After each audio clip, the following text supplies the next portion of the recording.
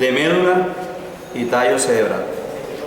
¿Se escucha bien? La médula, junto con el encéfalo, constituye el sistema nervioso central.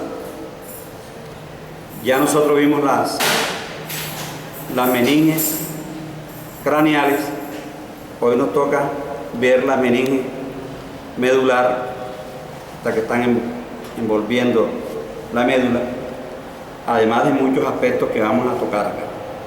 ¿Qué es la médula? La médula es como una gran autopista, una inmensa autopista, por donde ascienden fibras que informan desde la periferia hasta el centro.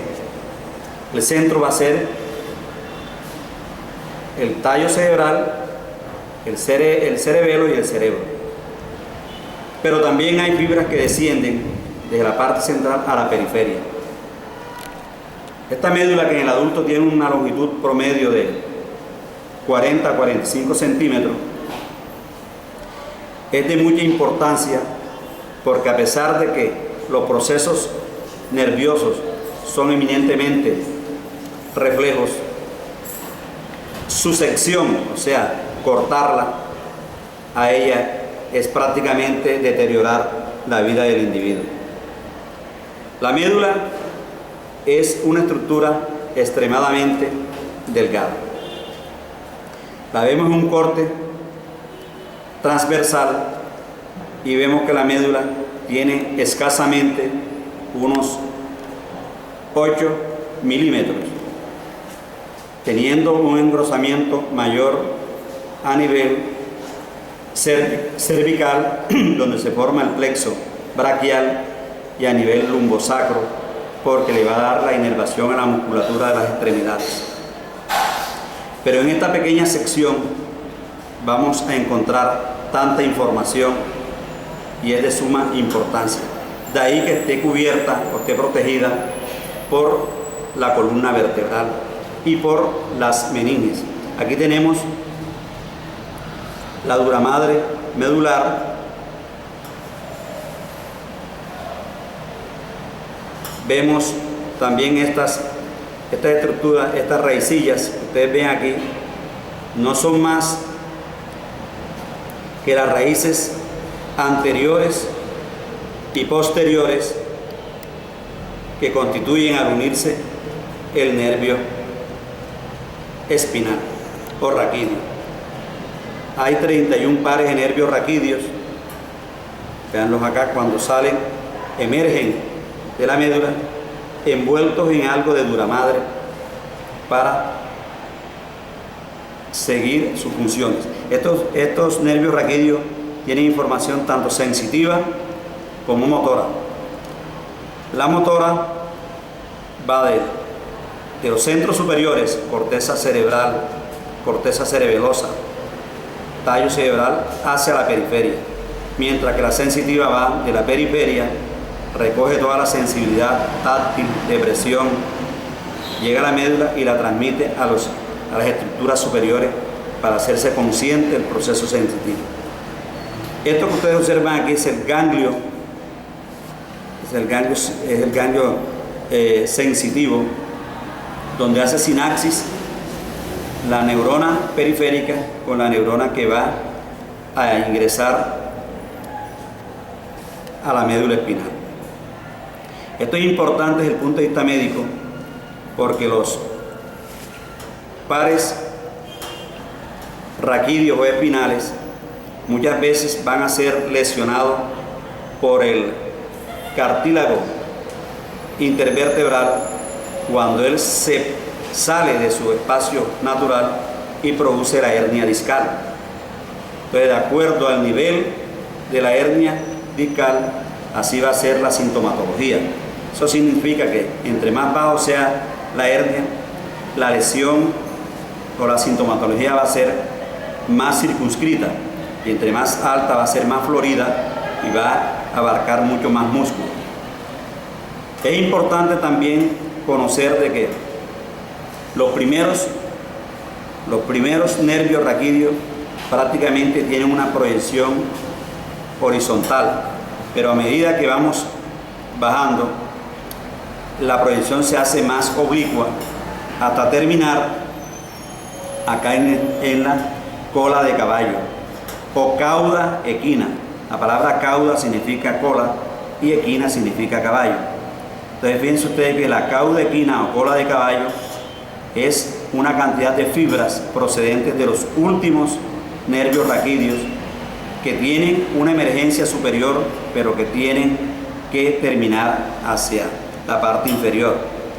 Eso se debe a que el crecimiento, hay una desproporción entre el crecimiento de la médula espinal y las vértebras. O sea, las vértebras crecen más exageradamente, quedando entonces la médula más pequeña que ella, y por tanto las fibras de los nervios raquídeos tienen que buscar sus agujeros de conjunción por donde salían.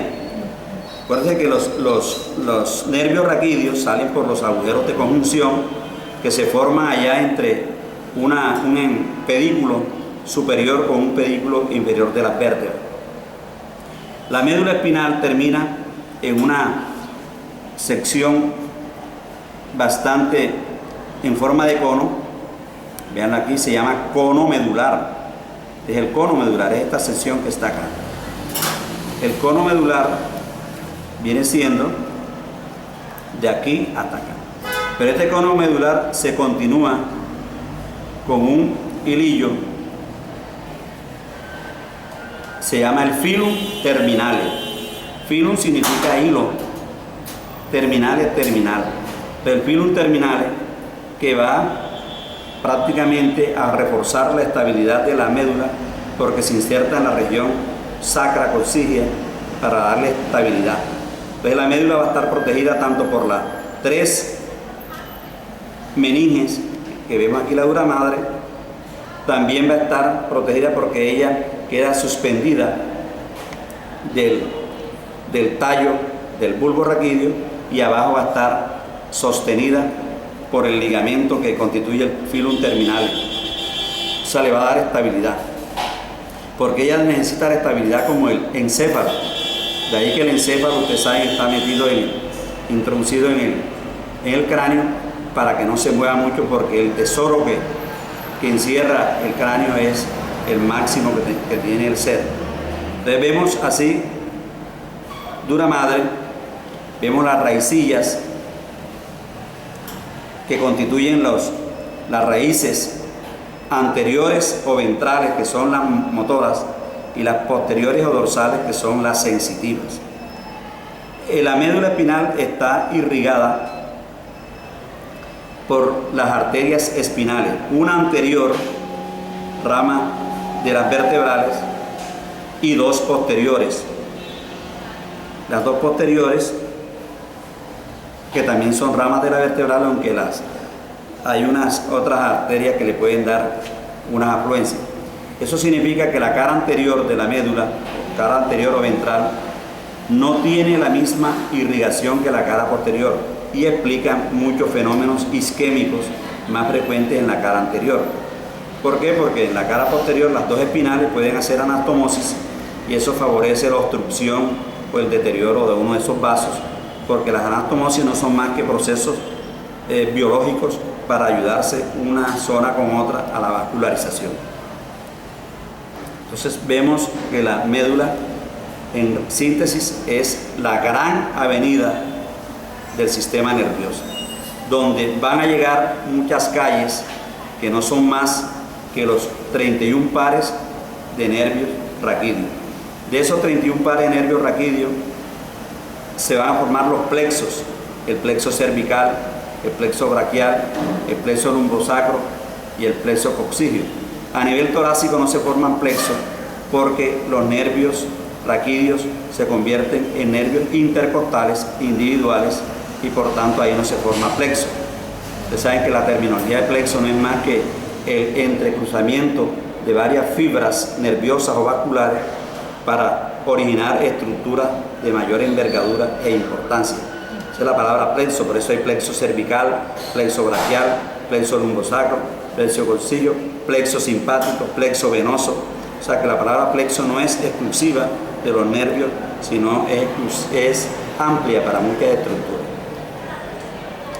En el corte es difícil ver por el tamaño. Vemos que la sustancia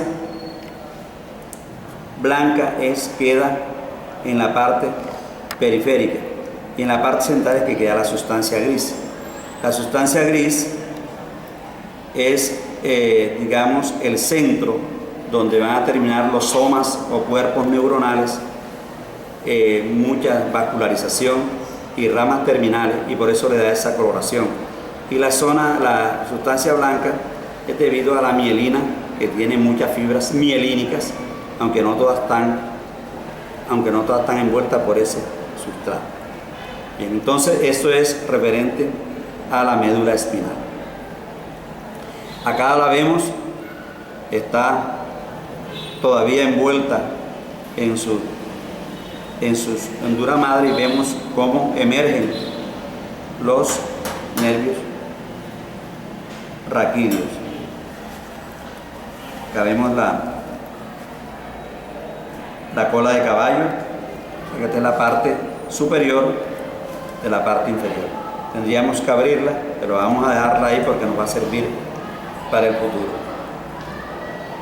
Vamos ahora sí a coger el tallo cerebral. Queda un poquito de zoom.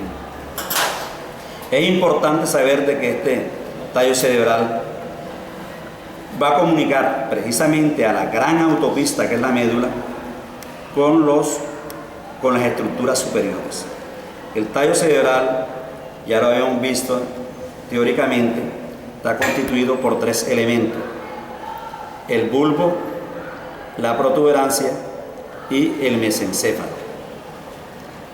Esta es la cara anterior, donde ven que es más prominente, y la cara posterior, donde ven una excavación que es la fosa romboidea.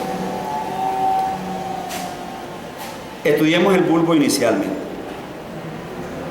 El bulbo tiene más o menos una longitud de 2.5 centímetros. En su cara anterior vamos a ver el surco medio anterior, véanlo, surco medio anterior, y vamos a ver el surco bulbo protuberancial o bulbo póntico. Vamos a utilizar el término más contemporáneo, que es bulbo póntico. Póntico porque viene de pontis, pontis significa puente en latín. Bulbo póntico. Aquí en la unión del surco medio con el surco bulbo póntico, encontramos el agujero ciego o de Big Dacir. Agujero ciego o de Big Dacir.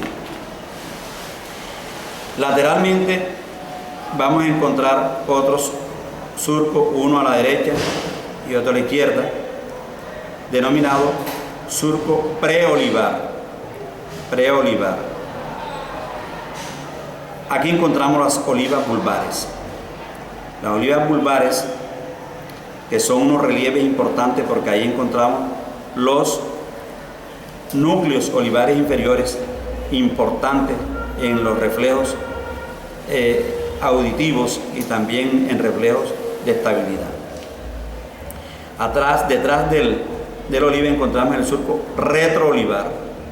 Retro significa detrás de, pre significa delante de, y este es la oliva.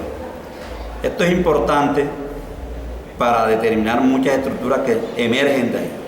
Entre el surco medio anterior y el surco preolivar encontramos las pirámides vulvares, a la derecha y a la izquierda.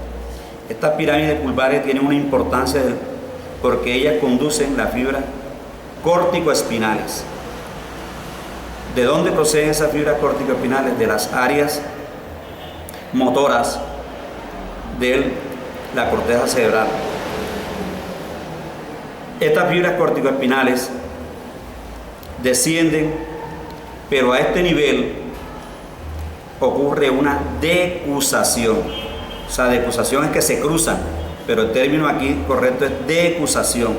Se llama decusación de las pirámides. El 70-90% de las fibras córtico-espinales que vienen por la derecha cruzan hacia el lado izquierdo. y el 70-90% de las que vienen por la columna o pirámide izquierda cruzan al derecho. Eso explica que algunas fibras, ya sea el 10 a 30%, no cruzan, sino que siguen del mismo lado. Y eso favorece cuando hay un problema isquémico, un ACV, una trombosis, una hemorragia, de que si la persona queda con hemiparesia o hemiplegia, se le fortifique precisamente los músculos para que estas fibras que no han sufrido el entrecruzamiento puedan suplir en algo la movilidad de la persona. De ahí es que los fisiatras le dan tanta importancia a la terapia.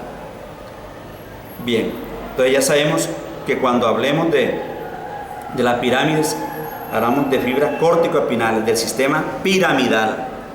Eso para diferenciarlo de otro sistema que es el sistema extrapiramidal. El sistema piramidal se encarga de los movimientos voluntarios ordenados por la corteza cerebral, mientras que el sistema extrapiramidal interviene en los movimientos involuntarios y en el tono muscular. Tanto el sistema extra como el piramidal son de suma importancia para la vida del individuo, pero este es el sistema piramidal. En la parte superior de las pirámides, precisamente aquí, es el origen aparente del sexto par craneal. Acuérdense que si es par, va a estar aquí y va a estar acá. El sexto par craneal tiene su origen aparente aquí. Los nervios craneales tienen tres orígenes. El origen real, que es la parte interna, tendríamos que abrirlo, y es microscópica, el origen real. El origen aparente es por donde se ve que sale y que aparenta ser que ese es su origen. Y el origen óseo, el origen óseo es por donde sale del cráneo. O sea, son tres orígenes: el real, el aparente y el óseo. Arriba de la oliva está la fosa olivar, por donde tiene el origen aparente el séptimo par craneal. Y más hacia la parte lateral tiene origen el octavo par craneal o vestíbulo coclear. Entonces tenemos aquí 6, 7 y 8. En el surco retroolivar hay unas secuencias de orígenes aparentes muy fáciles de aprender. Arriba 9, 10 y 11. El 11 está un poco más abajo porque recibe 4 o 5 fibras de la médula que ingresan por el agujero magno para reforzar las raicillas vulvares y ahí dar el nervio espinal, que es el 11 par, que inerva al esternocleidomastoideo y al trapecio. En el surco preolivar tiene el origen aparente el 12 par craneal o hipogloso. Entonces tenemos aquí 6, 7, 8, 9, 10, 11, 12. Nos faltan otros que los vamos viendo a medida que veamos todas las estructuras. Entonces repetimos: surco medio anterior, surco bulbopontino, agujero ciego de Vic-Dazir, surco preolivar, surco retroolivar, pirámide vulvar, oliva vulvar, para indicar eso. Y los nacimientos: aquí nace el origen aparente del sexto, el séptimo, el octavo, el noveno, el décimo, el 11 y el 12. Después vamos a ver la parte posterior. Cojamos ahora la protuberancia anular o puente de Barolio. La palabra puente, ponti, significa puente. Es importante aprender. Vemos que en la parte media encontramos un canal o surco llamado surco basilar o canal basilar. Cualquier nombre está correcto. A través de este surco corre la vena o el tronco basilar, que se forma por la unión de las dos arterias vertebrales. De mucha importancia, porque ustedes saben que la basilar va a darle dos arterias al cerebelo y va a dar las arterias pónticas, o sea, las arterias al puente, y muchas estructuras también del mesencéfalo. Aquí encontramos los rodetes, algunos dicen rodetes pónticos, y acá hacia los lados vemos estas proyecciones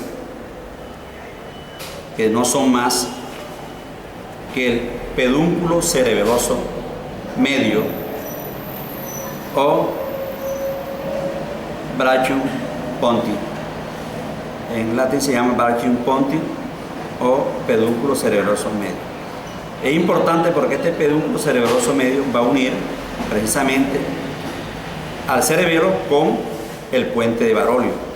Después vamos a ver que el cuerpo restiforme une al bulbo con el cerebelo y que el brachium conjuntivo o pedúnculo cerebeloso superior va a unir al mesencéfalo con el cerebelo. En esta estructura está el origen aparente del trigémino o quinto par craneal. Entonces vemos que aquí está el quinto, sexto, séptimo, octavo, noveno, décimo, 11 y 12. Nos está faltando el primero, el segundo, el tercero. Bueno, ya lo vimos de este lado. Ahora vamos a ver el mesencéfalo, toda la parte anterior. El mesencéfalo, esta estructura que vemos acá, que en algunos cortes se ve más prominente que en otros, fíjense que en este corte se ve mucho mejor.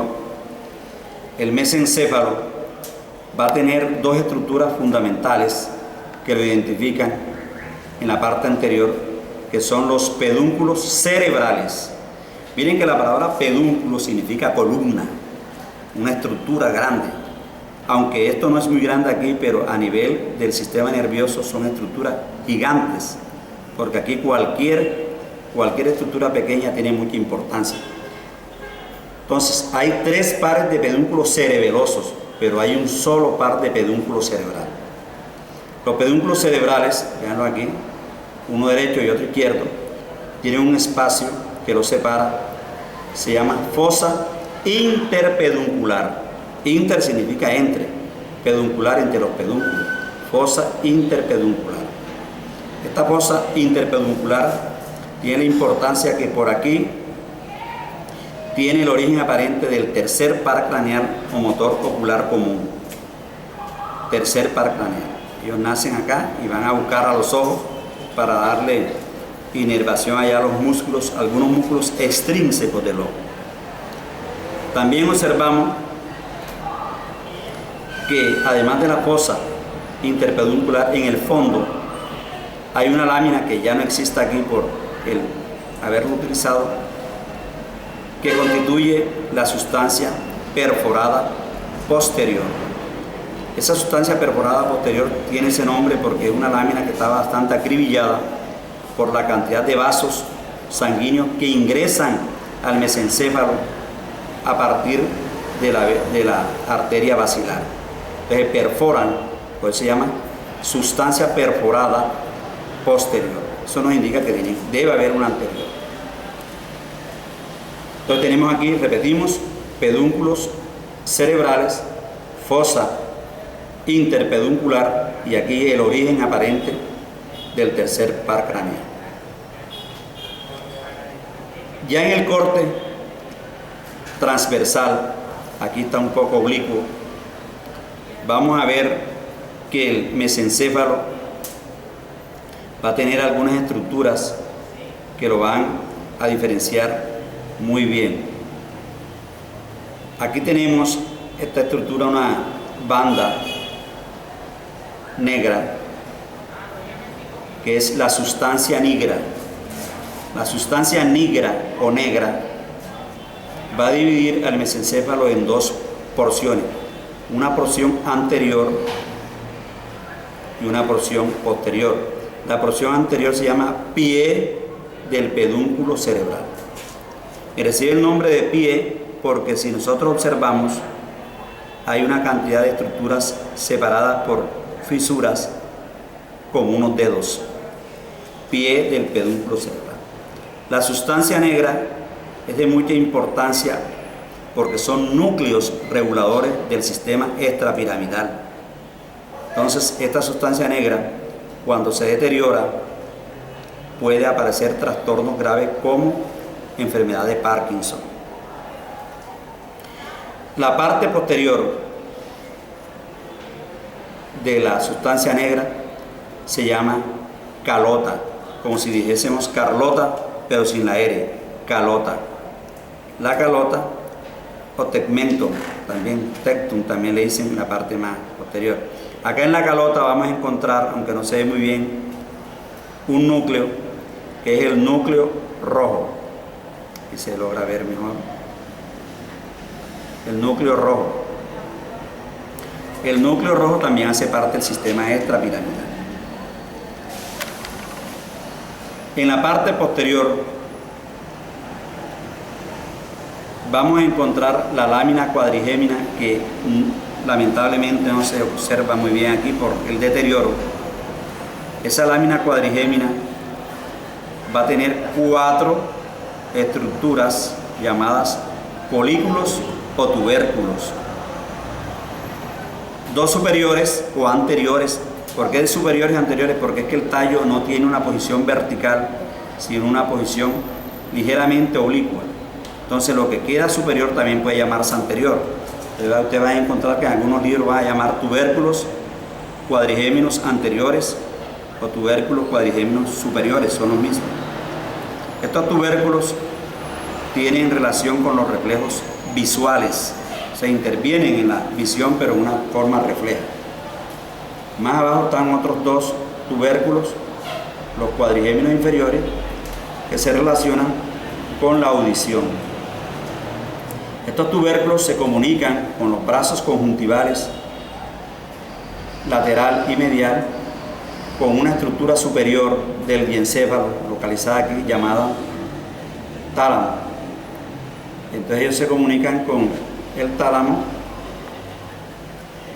específicamente con los cuerpos geniculados medial y lateral.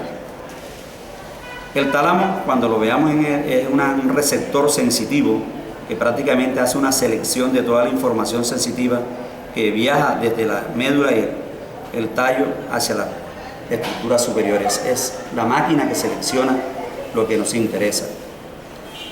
Debajo de la lámina cuadrigémina inexistente aquí encontramos el acueducto de Silvio, que nos va a comunicar al tercero con el cuarto ventrículo.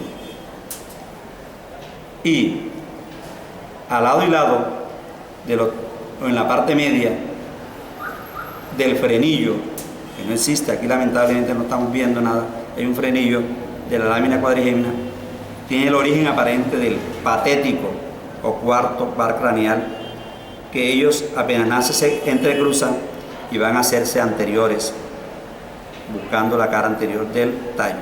Son los únicos pares craneales que se originan en la cara dorsal del tallo cerebral. Acá encontramos esta estructura en forma de rombo, que es la fosa romboidea, que no es más que el piso del cuarto ventrículo. El piso del cuarto ventrículo, porque el techo del cuarto ventrículo lo va a formar precisamente aquí el cerebelo, que lo va a obstruir, y en la parte anterior el velo medular anterior y acá el velo medular posterior. Bien, aquí en la fosa romboidea vemos el surco medio, a los lados vemos el surco limitans, sulcus limitans o surco limitante. Entre el surco medio posterior y el surco limitante encontramos la eminencia media, y en la eminencia media hay un engrosamiento mayor, que es la eminencia tere. Tere significa redondo en latín. Como es redondita, se llama eminencia tere. O sea que la eminencia tere pertenece a la eminencia media. En el interior de estas estructuras están la mayoría de los orígenes reales de los pares craneales. Importante rescatar aquí también los 3 pares de tubérculos